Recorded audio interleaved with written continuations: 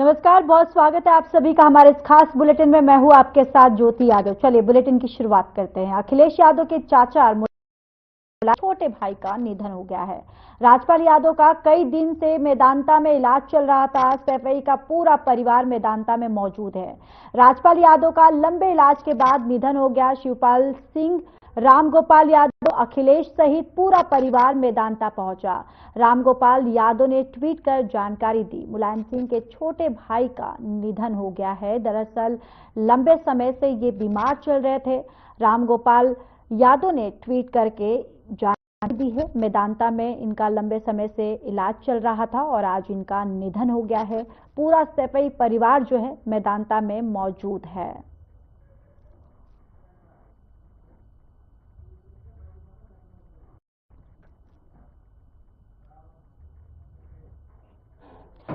तो चलिए आगे बढ़ते हैं। लखनऊ से इस वक्त की बड़ी खबर सामने आ रही है। यूपी में HMPV वायरस का पहला केस मिला है। ये बड़ी जानकारी यूपी से। लखनऊ की 60 साल की महिला पाई है पॉजिटिव। महिला मरीज को KGMU में भर्ती करवाया गया है। प्राइमरी इलाज के बाद अस्पताल रेफर कर दिया गया है। ये बड़ी जानकारी सामने आ रही है लखनऊ से, जहां HMPV वायरस की जांच जो है वो अस्पताल करेगी। निजी पैथोलॉजी के आधार वायरस की पहचान हुई है।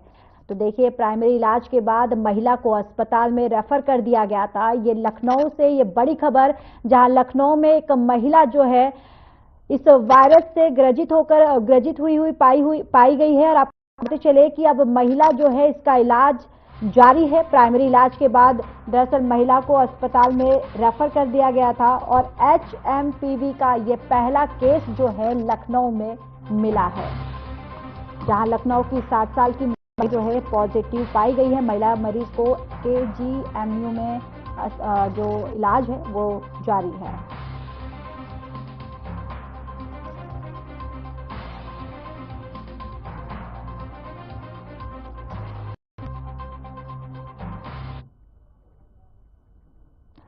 चलिए आगे बढ़ते हैं। संभल दंगे को लेकर कांग्रेस पार्टी के प्रवक्ता अंशु अवस्थी का बयान सामने आया। उन्होंने कहा कि बीजेपी सब पुराने दंगों की जांच करना चाहती है।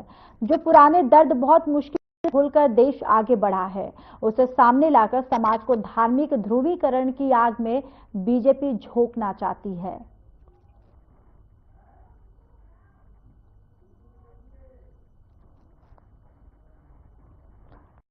तो संभल दंगे पर अंशु अवस्थी जो है उन्होंने बोला है, उन्होंने कहा है कि बीजेपी जो है पुराने दंगों की जांच करवा रही है और इस जांच के माध्यम से बीजेपी जो है पूरे देश में ध्रुवीकरण कर रही है। और साथ ही यहां पर अंशु उनके द्वारा बीजेपी पर एक बड़ा आरोप लगाते हुए बीजेपी पर उन्होंने तंज कसा है। उन्होंने कहा है कि बीजेपी जो है वो हिंदुत्व की राजनीति करती है। यहां पर दंगों की जांच करना चाहती है बीजेपी, यानी जांच करवाना चाहती है, जिससे देश में ध्रुवीकरण का माहौल जो है वो पैदा कर सके। तो यहां पर साफ साफ बीजेपी पर तंज कसते हुए नजर आ रहे हैं।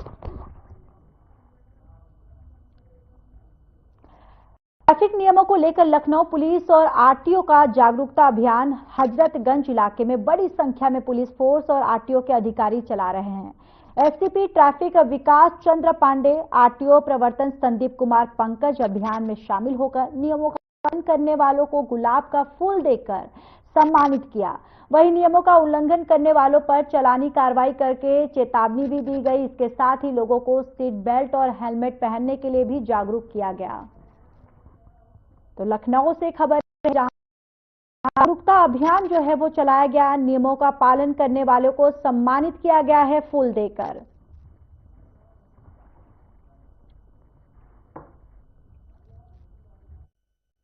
देखिए, हमारा जो एक अभियान है परिवहन विभाग और पुलिस विभाग का, यातायात पुलिस विभाग का एक संयुक्त अभियान है। इस अभियान का यह मकसद है कि हम आपके लिए एक सुखद सुरक्षित यातायात सुनिश्चित करना चाहते हैं। लेकिन ये हमारे अकेले बस से या पुलिस के बस का या यातायात पुलिस की बस का नहीं है। हमारी आप सभी लोगों से करबद्ध अपील है कि हमें इसमें सबकी सहभागिता चाहिए। जो गाड़ी चलाने वाले हैं उनकी भी सहभागिता चाहिए, जो नहीं चलाने वाले हैं उनकी भी सहभागिता चाहिए, क्योंकि कहीं न कहीं वो भी सड़क मार्ग का प्रयोग करते हैं।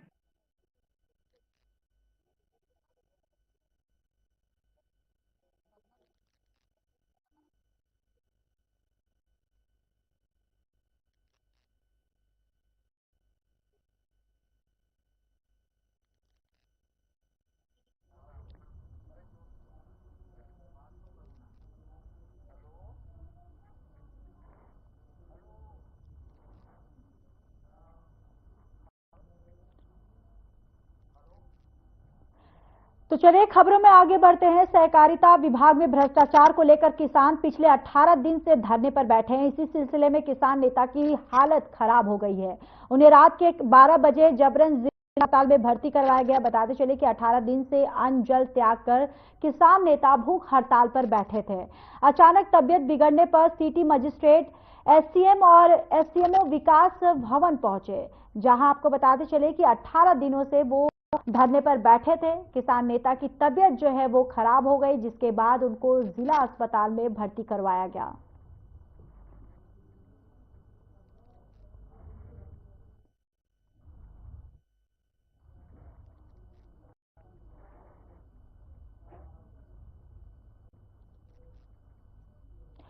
खबर बुलंदशहर से है, जहां देर रात कोतवाली देहात क्षेत्र की वर्लीपुरा नहर में एक कार गिर गई। मौके से पहुंची एनडीआरएफ की टीम कार सवार लापता युवकों की तलाश में जुट गई है। वहीं नहर में पानी का बहाव तेज होने के राहत बचाव के कार्य में काफी दिक्कतें आ रही हैं, जिससे नहर में रस्सी डालकर लापता कार सवार युवकों की तलाश की जा रही है।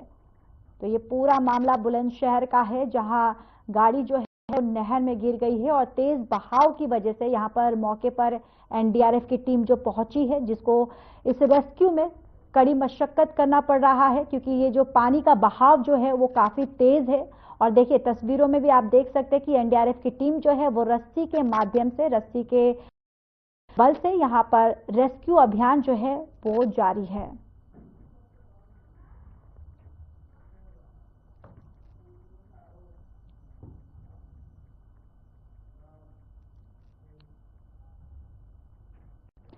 जनपद मैनपुरी के बमनाहल ब्लॉक के नगला नरू में 6 महीने से विद्युत सप्लाई न आने को लेकर ग्रामीणों ने एकत्रित होकर प्रदर्शन किया और विद्युत पर 15,000 लेने का आरोप लगाया। स्थानीय लोगों का कहना है कि लगभग 6 महीने से गांव की विद्युत सप्लाई बंद पड़ी हुई थी। स्थानीय लोगों को काफी दिक्कतों का सामना करना पड़ रहा है।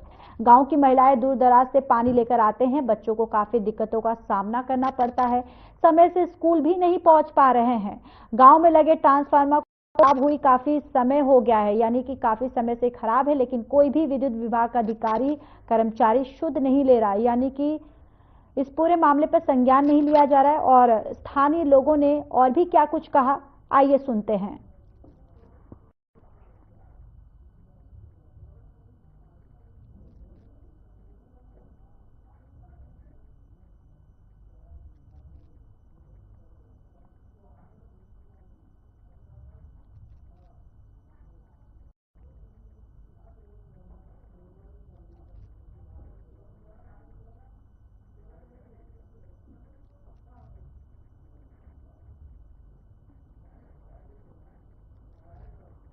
नहीं रहे हैं, बिल भी भरा हुआ है, नहीं दे रहे हैं वो लाइट। वजह क्या है?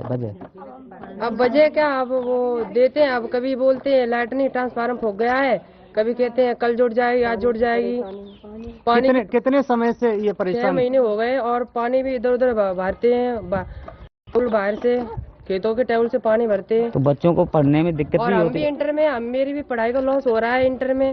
शाम को कहाँ लाइट आ रही है, कितने दिन हो गए? कब से? 6 महीने हो गए। अच्छा, तो इस संबंध में विद्युत विभाग के कर्मचारियों को बताया है। तो यहाँ की महिलाएं कुछ कह रही हैं कि पैसा भी दिया है। हाँ, पैसा भी दिया है। कितना दिया है? दिया है 10-15 हजार। अच्छा, उसके बावजूद भी ट्रांसफार्मर नहीं बदला गया? नहीं बदला। तो ये पानी कहाँ भर के लेके आते हैं, कहाँ से ले आते हैं? कुछ गाँव से ले आते हैं, आन गाँव से ले आते हैं और समरों से ले आते हैं, आर की लाइट से ले आते हैं। बिजली की ट्रांसफार्मर फूक गया, इसी वजह से जल की बहुत व्यवस्था खराब। अच्छा, कितने समय से ये समस्या बनी हुई है? 6 महीने से चल रही है। तो कहीं कोई शिकायत वगैरह नहीं की? 19-12 पे बहुत बार कॉल है, वो भी ऐसे ही कर रहते हैं। मतलब फिर भी समस्या का समाधान नहीं हुआ? नहीं हो रही है। ये कब से समस्या बनी हुई है? 6 महीने। 6 महीने से। तो यहाँ कोई अधिकारी नहीं आता विद्युत विभाग का? नहीं आता कोई।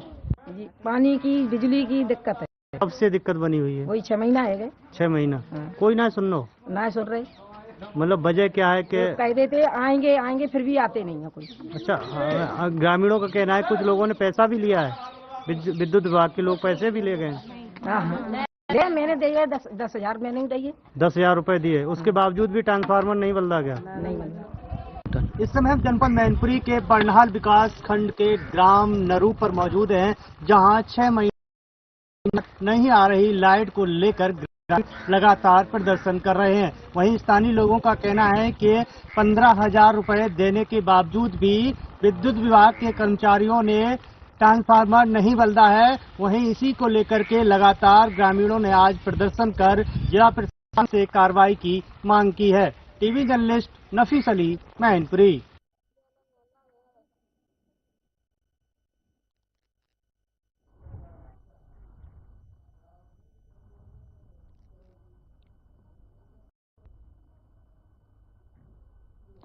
चलिए आगे बढ़ते हैं। बिजनौर के थाना शेरकोट क्षेत्र के गांव निवासी युवक की गला दबाकर हत्या कर दी गई। आरोपी वारदात को अंजाम देकर मौके से फरार हो गए। युवक किसी कार्य में तहसील धामपुर में गया था और इसी दौरान गायब हो गया। युवक की लाश छजलेट में पड़ी हुई मिली और घटना से गांव में सनसनी फैल गई है। परिजनों का रो रो कर बुरा हाल है। पुलिस ने 3 आरोपियों को गिरफ्तार किया है। युवक के शव को कब्जे में लेकर पोस्टमार्टम के लिए भेज दिया गया है।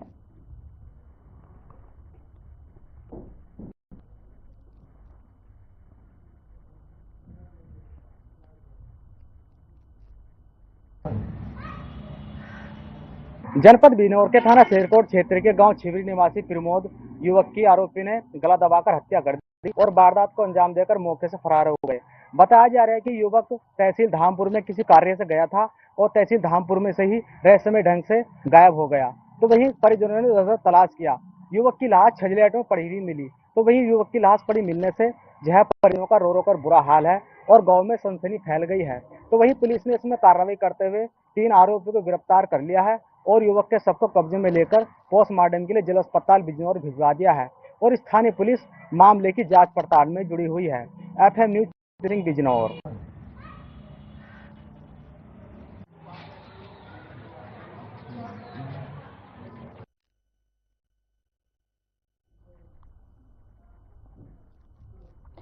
कोरोना वायरस का प्रकोप झेल भारत में अब एक बार फिर चाइना में पैदा हुआ HMPV वायरस से पूरे विश्व में हड़कंप मचा हुआ है, जिसके कारण अब विश्व स्वास्थ्य संगठन और सरकार अलर्ट मोड पर आ चुकी है। हालांकि भारत में कुछ ही जगह उस वायरस से ग्रस्त मरीजों की पुष्टि हुई है और स्थिति सामान्य है। हालांकि ये वायरस 14 साल से कम बच्चे और बुजुर्गों को अपनी जद में ले रहा है।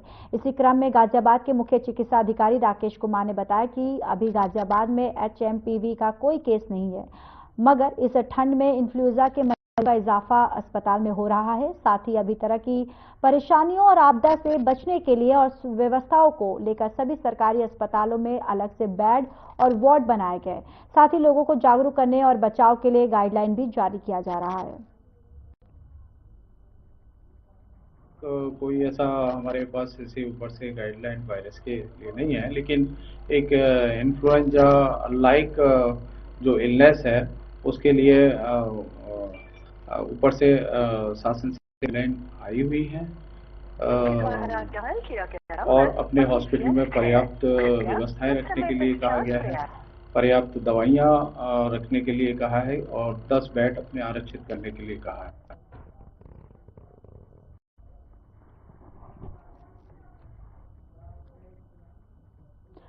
आगरा के कस्बा खेरागढ़ में गुरुवार सुबह परचून के गोदाम में भीषण आग लग गई। सूचना के बाद फायर ब्रिगेड के देर से पहुंचने और लोगों में आक्रोश जताया। गोदाम की छत को जेसीबी से तोड़कर आग पर काबू पाने का प्रयास किया जा रहा है।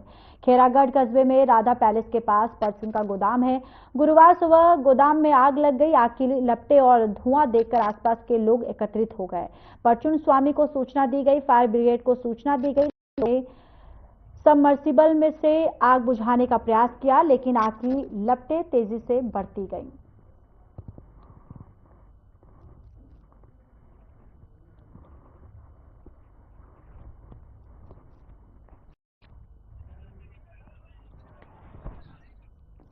तो देखिए, दमकल की गाड़ियां जो है यहाँ पर मुस्तैदी से तैनात है। लगातार यहाँ पर आग पर काबू पाने की कोशिश की जा रही है। 2 घंटे से ये जो आग की लपटें हैं लगातार दी जा रही हैं और ये तस्वीरों से ही देख के ये अंदाजा लगाया जा सकता है कि ये आग जो है अपना भयावह रूप जो है वो धारण कर चुका है। आसपास के लोगों में आक्रोश और यहाँ पर अफरा तफरी जो है वो मची हुई है। लोग एकत्रित हो गए हैं।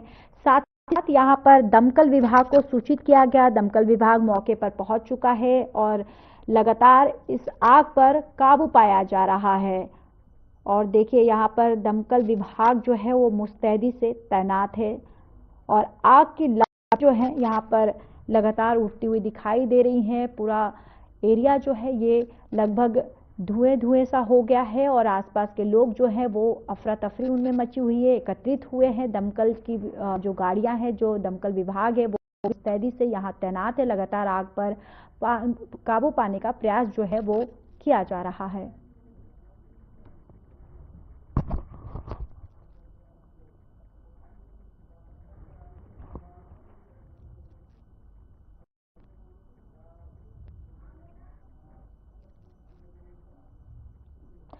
जनपद मैनपुरी के बन्नाहल ब्लॉक के गांव की गलियों में जल भराव की समस्या लोगों के लिए मुसीबत बन गई है, जिसको लेकर ग्रामीणों ने एकजुट होकर ग्राम प्रधान और प्रशासन के खिलाफ प्रदर्शन कर समस्या से निजात दिलाने की मांग की है।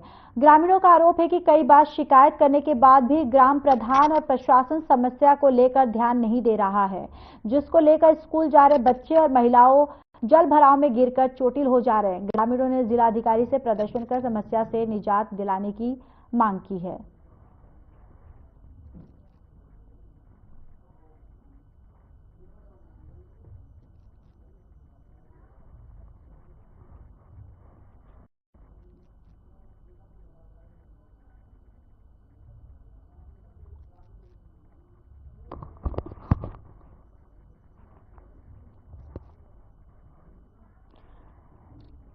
तो देखिए मैनपुरी से ये पूरी है जहां ग्रामीणों ने प्रदर्शन किया है और प्रदर्शन के द्वारा यहां पर उन्होंने न्याय की मांग की है। आपको बताते चले कि डीएम से दरअसल इस निजात दिलाने के लिए प्रदर्शन के द्वारा उनके द्वारा मांग की गई है। उन्होंने कहा है कि ये जो रास्ते हैं ये गड्ढे हो गए हैं, गड्ढों में पानी भर जाता है, जिस वजह से जो राहगीर हैं, जो बच्चे हैं, जो यहाँ से देरी गुजरते हैं, उनको काफी परेशानियों का सामना करना पड़ रहा है। जिसके बाद उन्होंने प्रदर्शन के माध्यम से डीएम से गुहार लगाई कि इस समस्या से निजात दिलाया जाए।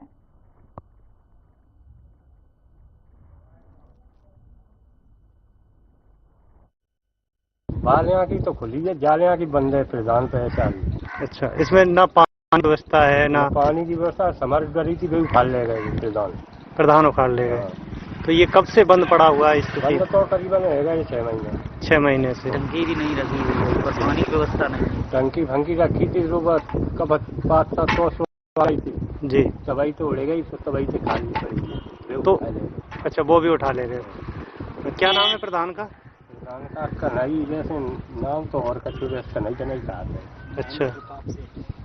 अच्छा, तो ये तो आप लोग कहाँ सोच करिया है या इसका में जाते हैं जब बंद ही है तो बूढ़ी बाड़ी तो मतलब आती है का बंद है। अब ये बेचारी खेतन में जाती है, पेमेंट निकाल देते, पूरा पेमेंट मिलता। पेमेंट तो प्रधान तो निकलवा, तो वैसे थोड़ी निकलता है।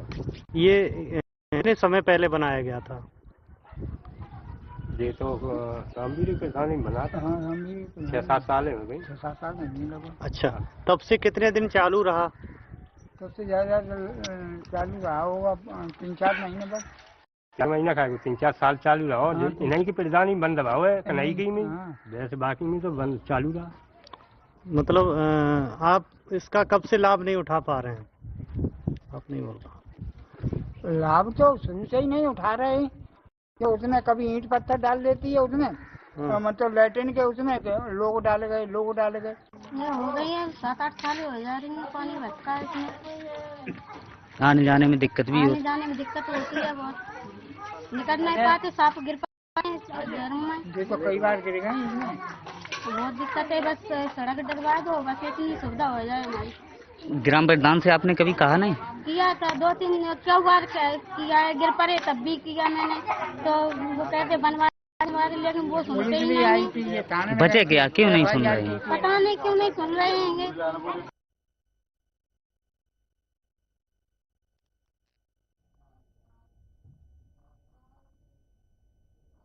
खबर अमरोहा से है, जहां दौला तिगरी गागा में बोरीबंद में एक सर कटी युवती का लाश मिला है। युवती की सर कटी लाश मिलने से इलाके में हड़कंप मच गया है और आसपास के लोगों की मौके पर भारी भीड़ जमा हो गई है। स्थानीय लोगों ने पुलिस को सूचना दी। सूचना मिलने पर पहुंची पुलिस ने शव को कब्जे में लेकर पोस्टमार्टम के लिए भेज दिया है। फिलहाल पुलिस पूरे मामले की गहनता से जांच पड़ताल में जुटी हुई है।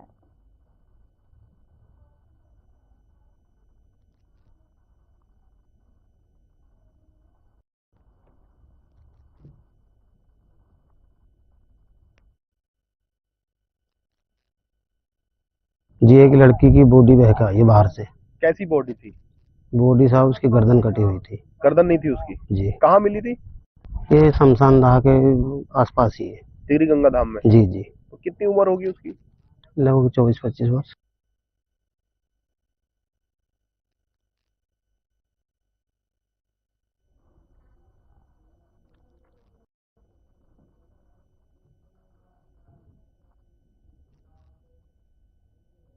उत्तर प्रदेश के बांदा में पुलिस अधीक्षक कार्यालय परिसर में किन्नरों के दो पक्षों में जमकर मारपीट हुई है। शिकायत लेकर पुलिस अधीक्षक कार्यालय आते चले आपसी कहासुनी के बाद एससीपी और ऑफिस बना अखाड़ा। पुलिस के एक अधिकारी ने ये जानकारी दी। उन्होंने कहा कि इस घटना की जांच की जा रही है। इस दौरान कुछ पुलिसकर्मी बीच बचाव करते हुए भी नजर आए।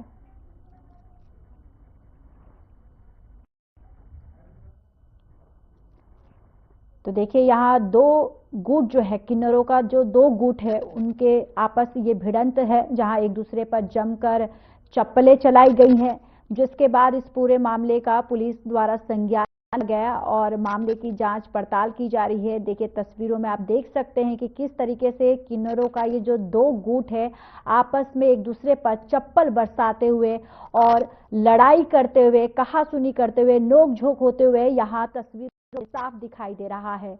और यहाँ एसपी का ऑफिस जो है उसके सामने ये पूरी घटना जो है वहां सामने हो रही है। और आपको बताते चले कि इसके बाद पुलिस ने इस पूरे मामले का संज्ञान लिया है, जिस पर कार्रवाई जो है की जा रही है।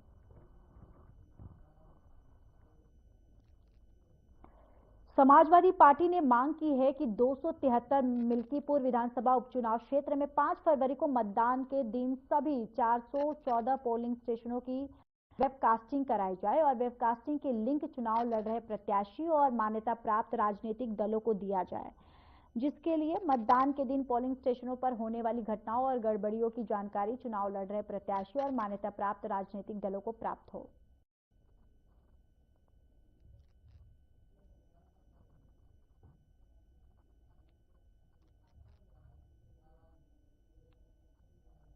फिलहाल इस बुलेटिन में इतना ही। नमस्कार।